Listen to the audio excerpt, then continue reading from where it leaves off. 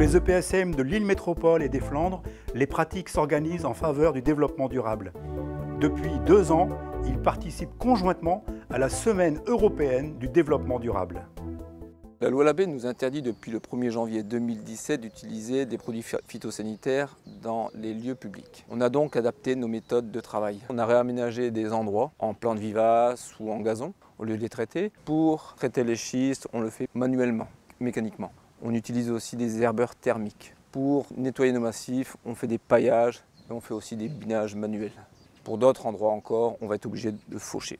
On a installé un composteur de 3 casiers en fin de compte pour recycler les matières organiques produites dans le jardin du centre médical des Monts des Flandres. On y met des matières carbonées, on y met des matières vertes, des matières fermentescibles, type tombe de gazon. Mais les matières doivent être intimement mélangées pour réaliser un bon compost. Le compost sert à enrichir un terrain, un potager ou des jardinières. Donc ça sert d'engrais naturel. On a une étendue géographique importante au niveau de l'établissement qui s'étend jusqu'au littoral. Donc l'idée c'était aussi de pouvoir refaire du lien sur les différentes structures sur cette zone géographique et d'utiliser l'apiculture dans ce cadre-là. On a décidé d'installer donc 3 ruches sur le site de l'EPSM, 2 ruches sur Bailleul et une ruche sur Capelle-la-Grande. Ce qui est intéressant dans cette démarche-là, c'est de se dire on ne va pas créer une activité proprement dit, mais on va intégrer en fait les abeilles dans notre environnement de soins sans que ça fasse partie d'un soin proprement dit. De montrer qu'en fin de compte, c'est par nos habitudes du quotidien qu'on fait en sorte de prendre bien soin de la planète, quelque part aussi pour bien prendre soin de nous.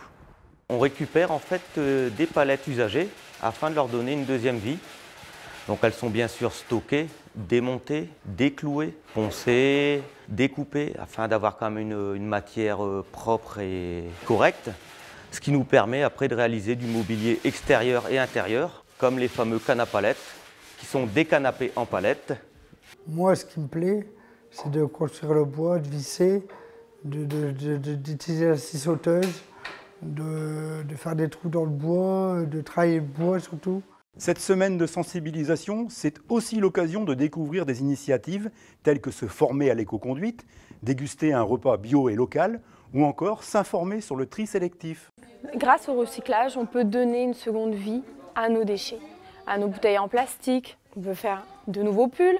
Grâce à nos boîtes de conserve, on peut faire par exemple un cadre de vélo ou encore une voiture. Et petit à petit, si tout le monde s'y met, on peut réaliser encore plus de choses. On a travaillé avec les produits locaux, aussi bien sur Armentières que sur Bailleul. On a fabriqué exactement les mêmes menus. On a travaillé tout ce qui était entrée, plat, fromage, dessert, tout ce qui est muffins, maroilles, salade d'endives, pot de cheveuche maison, waterzooi volaille, waterzooi de poisson. On a fait des gaufres avec des fraises qui viennent de chez nous et du fromage blanc à base de miel qui est fabriqué à l'EPSM de Bailleul et l'EPSM d'Armentières. On peut économiser jusqu'à de 1 à 3 litres de carburant. Donc on imagine aux 100 km par personne et par véhicule pour un parc comme le parc de l'EPSM. Au final, c'est considérable au niveau de la facture carburant ou la facture énergétique à la fin de l'année. Merci de votre écoute. À la prochaine fois.